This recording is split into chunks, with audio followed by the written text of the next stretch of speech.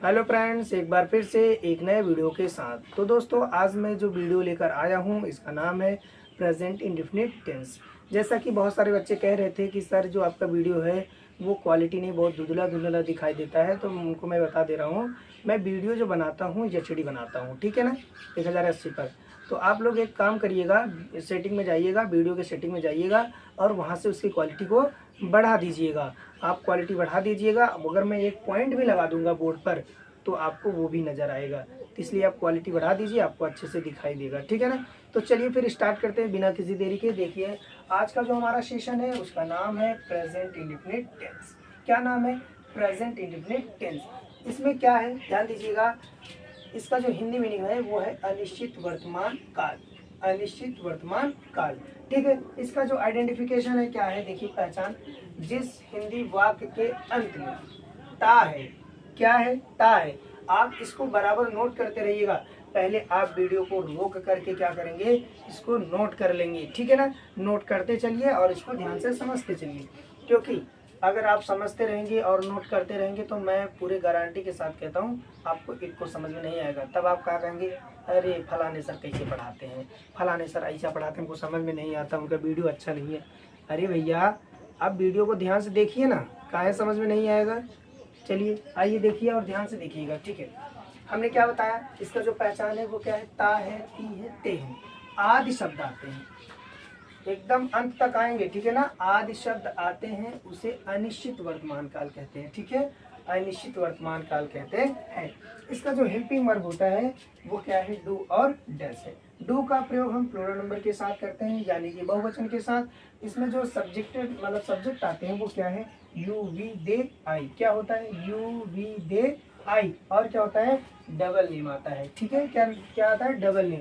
जैसे देखिए, मैंने एग्जांपल के थ्रू यहाँ पे लिख दिया है रिया एंड प्रिया, ठीक है। यहाँ पर भी मैंने दो नाम लिख के रख दिया है, जिसका नाम है द एलिफेंट, द आंट। बात समझ में आ रही है। यहाँ पर दो एनिमल्स के नेम है, नाम होने चाहिए चाहे जिसके हो, और बट क्या होना चाहिए, डुअल नेम होना चाहिए, ठीक है ना। आगे देखिए, अगला दो हो गया। अब डज देखिए, डज हम सिंगल नंबर के साथ यूज करते हैं। देखिए इसमें जो सब्जेक्ट आते हैं वो क्या है, ही see it, he see it. और क्या आता है, सिंगल नेम। सिंगल नेम मतलब सिर्फ एक नाम आएगा, जैसे राधा ना, जैसे राधा। और क्या हो गया, द क्रू। बात समझ में आ रही ना। चलिए आगे देखिए, इसमें मैंने कुछ नोट करके लिखाया है। अब नोट को, अगर आप नोट को समझ गए तो आपको समझ लीजिए आधा ट्रांसलेशन वैसे ही आ गया। देखिए लिखा है, जब सकारात्मक वाक्य हो, यानी कोई भी वाक्य हो वो हमारा कौन सा होना चाहिए, सकारात्मक होना चाहिए, और कुछ भी नहीं होना चाहिए। अगर आपको सेंटेंस पहचानने नहीं आता है, आपको वाक्य पहचानने नहीं आता है, तो मैंने उसका वीडियो पहले से ही बना के रखा है, आप चले जाइएगा। मैंने पहचान का भी वीडियो बना दिया है और पूरे टेंस का हेल्पिंग वर्ब भी बना दिया है, और जो सेंटेंस के भाग वो भी बनाया है, और जो सेंटेंस के प्रकार होते हैं वो भी मैंने वीडियो बना दिया। आप जाइए और देखिए और समझिए, ठीक है। चलिए देखिए, जब क्या हो, वाक्य हमारा क्या हो, सकारात्मक हो। सकारात्मक मतलब अफर्मेटिव हो, क्या हो, अफर्मेटिव हो, ठीक है। और कर्ता एक वचन हो, कर्ता एक वचन, यानी वह ही सी इट सिंगल नेम होने चाहिए। ही सी इट, दो चीज को आपको ध्यान रखना। पहला हमारा अफर्मेटिव सेंटेंस होना चाहिए, और जो हमारा कर्ता है वो एक वचन होना चाहिए। बात समझ में आ रही ना। उसमें हम क्या प्रयोग करेंगे, मेन वर्ब का पांचवा फॉर्म। पांचवा फॉर्म का मतलब होता है यस या ई यस लगाना। अगर किसी भी एक्शन में आप यस या यस लगा देते हैं तो वो समझ लीजिएगा वो हमारा पांचवा फॉर्म रेडी हो जाता है, ठीक है। अब देखिए का प्रयोग करते हैं, यानी यस या यस का प्रयोग करते हैं। अब मैं आपको मतलब जैसे कुछ बच्चों को क्या होता है कि यस या यस लगाने उनको आता ही नहीं है ना, इसलिए मैं यहाँ पर ये सर्कल की तरह बना दिया हूँ। अब ये भी आपको समझा दे रहा हूँ यस या यस कैसे लगेगा। जैसे हमने एक एक्शन ले लिया गो, बड़ा ही सरल है। गो मीन्स क्या होता है, जाना। अब देखिए लास्ट में क्या आया है, ओ। अगर हमको यस या यस लगाना है तो हमें जो वर्ड होता है लास्ट में जो लेटर रहते हैं वहीं पे ध्यान देना होता है। देखिए गो, लास्ट में क्या है, ओ। अब इसमें देखिए कहीं पर ओ है, यहाँ पर है ओ, देखिए यहाँ पर है ना ओ, तो आप तुरंत क्या लगा दीजिएगा, यस लगा दीजिएगा। ये हमारा पांचवा फॉर्म रेडी हो गया। बात समझ में आया। आगे देखिए, जैसे मैं एक और ले लेता हूँ, कट। कट मीन्स क्या होता है, काटना। अब आप बताइए लास्ट में क्या लिखा है, टी, और इसमें देखिए कहीं पर टी आया है, नहीं आया। नहीं आया है, इसका मतलब यस नहीं लगेगा, तो हम क्या लगाएंगे, यस लगाएंगे। बात समझ में आ रही। ऐसे ही हमारे 5वां फॉर्म रेडी किए जाते हैं। और देखिए जैसे हमने यहाँ पे लिखा वॉच, वॉच मीन्स देखना भी होता है और घड़ी भी होती है, इसलिए आप इसको हम यहाँ पे क्या कह रहे हैं, वॉच मीन्स देखना। तो लास्ट में क्या आया है, सी एच आया, तो यहाँ पर देखिए सी एच आया है कि नहीं है, आया है ना, तो आप तुरंत ई एस लगा दीजिए। अगर लास्ट में लेटर जो है आ गया, इसमें से कोई भी लेटर आ गया तो आप ई एस लगाइएगा, अगर नहीं आया तब क्या लगाइएगा, यस का प्रयोग करिएगा, ठीक है ना। अब आगे आइए, देखिए हम थोड़ा आगे बढ़ते हैं। पहला क्या है, इसमें हम लोग सबसे पहले असर्टिव सेंटेंस को पढ़ेंगे। किसको पढ़ेंगे, असर्टिव सेंटेंस। असर्टिव सेंटेंस को हिंदी में हम लोग बोलते हैं स्वीकारात्मक वाक्य, जो कि मैंने वीडियो बना दिया है, ठीक है ना। अब जो असर्टिव सेंटेंस होते हैं वो दो प्रकार के होते हैं। पहला का नाम क्या है, अफर्मेटिव सेंटेंस। अफर्मेटिव सेंटेंस, तो हम लोग अफर्मेटिव सेंटेंस को ही रीड करेंगे, ठीक है ना। दूसरा क्या होता है, निगेटिव सेंटेंस। अगर आपको अफर्मेटिव सेंटेंस समझ में आ गया तो निगेटिव भी समझ में आ ही जाएगा। चलिए देखते हैं। अब ये समझना है कि अफर्मेटिव का जो रूल होता है वो क्या होता है। सबसे पहले हम लिखेंगे सब्जेक्ट। क्या लिखेंगे, सब्जेक्ट। उसके बाद देखिए मेन वर्ब का पहला और 5वां फॉर्म। पहला और 5वां फॉर्म कैसे प्रयोग करेंगे ये मैं आपको यहीं पे बता दे रहा हूँ। देखिए जब क्या हो, सकारात्मक वाक्य हो तथा कर्ता एक वचन हो, तब आप 5वां फॉर्म लगाइएगा। अगर हमारा सेंटेंस जो है चाहे वो सकारात्मक ही क्यों ना हो, लेकिन अगर जो सब्जेक्ट है वो प्लूरल नंबर में हो, यानी बहुवचन में हो, तब आप पहला फॉर्म प्रयोग करिएगा। बात समझ में आ रही। पहला अगर एक वचन निकलेगा तो 5वां, और पहला रहेगा तो बहुवचन। बात समझ में आ रही है। आगे देखिएगा, उसके बाद क्या लिखेंगे, सब्जेक्ट। उसके बाद क्या लिखेंगे, अदर वर्ब। उसके बाद क्या लिखेंगे, टाइम। बात समझ में आ रही है। चलिए ठीक है, बहुत बढ़िया, आपको इतना समझ में आ ही गया है। तो चलिए फिर आप ट्रांसलेशन पे आते हैं। देखिए लिखा है वह किताब पढ़ता है। सबसे पहले सेंटेंस को आपको केयरफुली उसको रीड करना चाहिए, ठीक है। उसके बाद उसका आइडेंटिफिकेशन करो। अगर आपको पता चल गया वो प्रेजेंट इंडेफिनिट टेंस है, तो आपके ये पूरे दिमाग में या पूरा स्ट्रक्चर बन जाना चाहिए। यानी उसमें एक वचन क्या है, बहुवचन क्या है, एक वचन के साथ क्या लगाते हैं, ये सब चीज़ें आपको अच्छे से आ जाना चाहिए, ठीक है ना। देखिए वह किताब पढ़ता है, लास्ट में आया है तो प्रेजेंट टेंस, लास्ट में आया है तो प्रेजेंट टेंस। अगर तातीते आता है तो इंडिफिनिट, यानी प्रेजेंट इंडिफिनिट टेंस। अब ध्यान दीजिएगा, वह क्या है हमारा, वह एक सब्जेक्ट है, और वह जो है हमारा क्या है, इट। याद करिए एक वचन है, एक वचन है। यहाँ पे लिखा है जब वाक्य हमारा क्या हो, सकारात्मक हो और कर्ता एक वचन हो, तो मेन वर्ब का 5वां फॉर्म लगाते हैं। चलिए ठीक है। अब देखिए यहाँ पर वह का क्या लिखेंगे, ही। क्या लिखेंगे, ही। और मुझे बताइए उसके बाद क्या लिखना है, मेन वर्ब। मेन वर्ब मतलब एक्शन। अब एक्शन इसमें क्या है, पढ़ना। तो पढ़ना को हम लोग इंग्लिश में क्या बोलते हैं, रीड। अब थोड़ा ध्यान दीजिएगा, ही एक वचन और रीड बहुवचन। याद कर लीजिए, दिमाग में एकदम पूरी तरह से नोट कर लीजिए, जितने भी एक्शन होते हैं वो हमेशा बहुवचन पाए जाते हैं। बात समझ में आ रही है।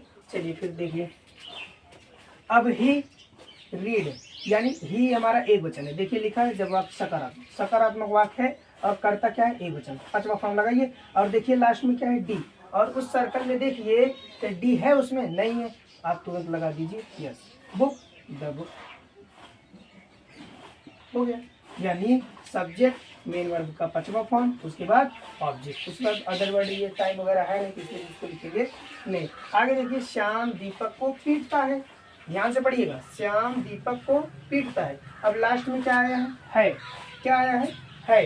तो है तो प्रेजेंट टेंस, और तातीते आया तो इंडेफिनिट टेंस। अब चलिए फिर आगे सब्जेक्ट ढूंढते हैं। सबसे पहले सब्जेक्ट। हाँ एक चीज़ और है, याद कर लीजिए, अगर आपको सब्जेक्ट नहीं मिल रहा है तो इसमें जितने भी एक्शन होते हैं, आप कौन से, कौन पीटता है, श्याम। तो श्याम हमारा क्या हो गया, सब्जेक्ट हो गया।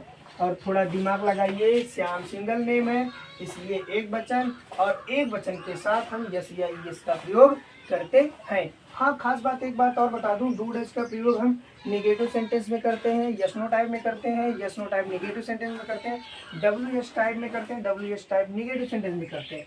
अगर कहिए सर इसमें क्यों नहीं करें, क्योंकि इसमें रूल हमारा ये कह रहा है सब्जेक्ट लिखो, मेन वर्ब का पहले और 5वां फॉर्म लिखो, ऑब्जेक्ट लिखो।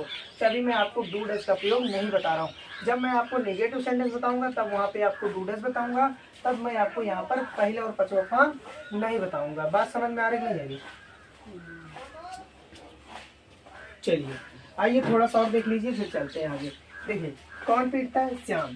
कौन पीटता है? श्याम। अब पीटना का बीट क्या होता है? बीट। अब देखिए श्याम एक वचन है, श्याम एक वचन है, और जो बीट हमारा है वो बहुवचन है। हमने आपको बताया ना, कोई भी एक्शन होगा वो हमेशा बहुवचन में ही होता है, प्लूरल नंबर में। ठीक है ना। अब देखिए बीट को हम बनाएंगे यस। क्यों? क्योंकि यहाँ पे लास्ट में टी है या नहीं है, तो जब टी नहीं है तो यस लगाएंगे। अब को का, यानी देखो को का टू और दीपक नाम है, इसलिए अब पहला अक्षर बड़े में और लास्ट में बोले। बात समझ में आ रही? नेक्स्ट अगला देखिए, मैं शिवम को जानता हूँ, लास्ट में क्या आया? हूँ, है, हूँ, हो, प्रेजेंट टेंस, और तातीते इंडेफिनिट टेंस। ठीक है, तो ये हो गया प्रेजेंट इंडेफिनिट टेंस। और कौन सा सेंटेंस है? Affirmative sentence. ठीक है ना। देखिए कौन कौन जानता है? मैं का आई। अब आई बताइए सिंगुलर नंबर है, प्लूरल नंबर है? तो आई जो है हमारा प्लूरल नंबर है, इसलिए इसमें ध्यान से सुनिए। हमने कहा जब बहुवचन रहेगा तो कौन सा फॉर्म लगाएंगे? पहला फॉर्म। यानी अब देखिए जानना का नो। अब आपको एक बात पता है, प्लूरल बहु मतलब जो आई है वो प्लूरल है, और नो भी क्या है? प्लूरल है, इसलिए दोनों प्लूरल है, इसलिए इसमें हम यस या यस का प्रयोग नहीं करेंगे, पांचवा फॉर्म का प्रयोग नहीं करेंगे। किसको जानता है? यानी किसको जानता हूँ? शिवम को। तो तू, उसके बाद शिवम को लिख देते हैं यहाँ पे। ठीक, बात समझ में? आगे देखिए, तुम मोहन को बुलाते हो प्रेजेंट इंडेफिनिट टेंस, तातीते मतलब प्रेजेंट इंडेफिनिट टेंस हो गया है।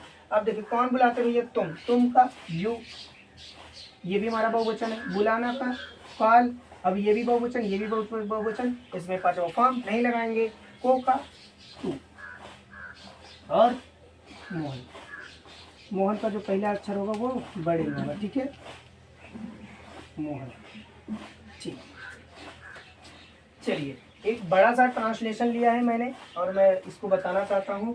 बाकी ये जो आपका है ये होमवर्क के रूप में है, और मैं होमवर्क और भी आपको 10 ठो यानी दे देता हूँ नीचे, आप उसे लिख लीजिए होमवर्क के रूप में और करके दिखाइएगा। यानी उसके बाद करने के बाद क्या करिएगा? ठीक है, कमेंट में बता दीजिएगा हो गया है। उसके बाद अगर नहीं हो पाया तो वो भी बता दीजिए सर मुझे नहीं आ रहा है, तो मैं फिर से यानी होमवर्क के सहारे आपको फिर से समझा दूंगा। ठीक है ना। चलिए आइए देखिए, वे लोग मोहन के साथ शिवम के घर पर बच्चों को खाना खिलाते हैं, है प्रेजेंट तातीते इंडेफिनिट प्रेजेंट इंडेफिनिट टेंस। आगे आइए, कौन खिलाते भैया? वे लोग। तो वे लोग क्या है? बहुवचन। हाँ एक बात है, कितना भी बड़ा ट्रांसलेशन क्यों ना है, पीछे से करते हुए चले आइएगा, आपका ट्रांसलेशन खत्म हो जाएगा। कोई बहुत बड़ी बात नहीं, ऐसे फूंक देंगे तो उड़ जाएगा। चलिए, खिलाना का क्या होता है? फीड। और एक बात बताइए, फीड एक वचन की बहुवचन? बहुवचन। दे एक वचन बहुवचन? बहुवचन, यानी दोनों ही हमारे बहुवचन है, तो हम इसमें जैसे इसका प्रयोग नहीं करेंगे। खाना का क्या होता है? फीड होता है। क्या होता है? फीड। खाना का क्या? सॉरी, खिलाना का फीड हो गया, और जो भोजन होता है, खाना होता है, वो फूड होता है। क्या होता है? फूड होता है। अब देखिए, को का टू, बच्चों का चिल्ड्रेन, ठीक, पर का एट, घर का होम। देखिए मैं पीछे से करता हुआ आ रहा हूँ। खिलाना का क्या हो गया? फीड, और खाना का क्या हो गया? फूड, और को का क्या हो गया? टू, और बच्चों का क्या हो गया? चिल्ड्रेन, और पर का क्या हो गया? एट ना, और घर का क्या हो गया? होम। ठीक है, और के का क्या हो गया? ऑफ। ठीक, शिवम का क्या हो गया? शिवम नाम है, इसलिए नाम ही लिख देते हैं शिवम। ठीक है, शिवम। मैं पीछे से करता हुआ जा रहा हूँ, ये आप मत सोचिएगा कि मैं इधर उधर। अब देखिए, के साथ का, के साथ प्रीपोजिशन है विथ ना, के साथ का विथ, और ये देखिए मोहन। मैं बड़े बड़े ट्रांसलेशन को एकदम जान लीजिए कि बस फूंक दूंगा तो उड़ जाएगा। आप भी देखिएगा और आपको भी ये वीडियो जरूर समझ में आएगा। ठीक है ना। मैं वीडियो को थोड़ा बहुत स्पीड से लेकर आया हूँ ताकि आपका यह वीडियो ज़्यादा लंबा ना खींचे। नहीं तो क्या होता है, कुछ लोग वीडियो लंबा देखने के बाद पहले से भड़क जाते हैं। समझने की बात नहीं, उनको ये देखना चाहिए कि बस मुझे समझ में आना चाहिए। वीडियो लंबा हो छोटा उससे हमसे लेना देना नहीं है। अगर आपको समझ में ना आए तो ना देखिए, लेकिन जब आपको समझ में आ रहा है ना, तो वीडियो लंबा हो चले। तो मैंने कोशिश किया है ज़्यादा लंबा ना हो, इसलिए आपको क्या है कि मैंने इसको थोड़ा स्पीडली से पढ़ाया है। चलिए ठीक है, अब आप क्या करेंगे, आपका जो होमवर्क है मैं यहाँ पे दे दे रहा हूँ, और होमवर्क करके कमेंट में बता दीजिए हो गया है, नहीं हुआ है तो वो भी बता दीजिएगा। मैं होमवर्क को यहाँ पर बोर्ड पे बताने की पूरी कोशिश करूँगा। तब तक के लिए नमस्कार, धन्यवाद आपका। अंत तक वीडियो को देखने के लिए आपका बहुत बहुत धन्यवाद। इतना सपोर्ट देने के लिए उसका भी मैं बहुत बहुत धन्यवाद कहूँगा। ठीक है।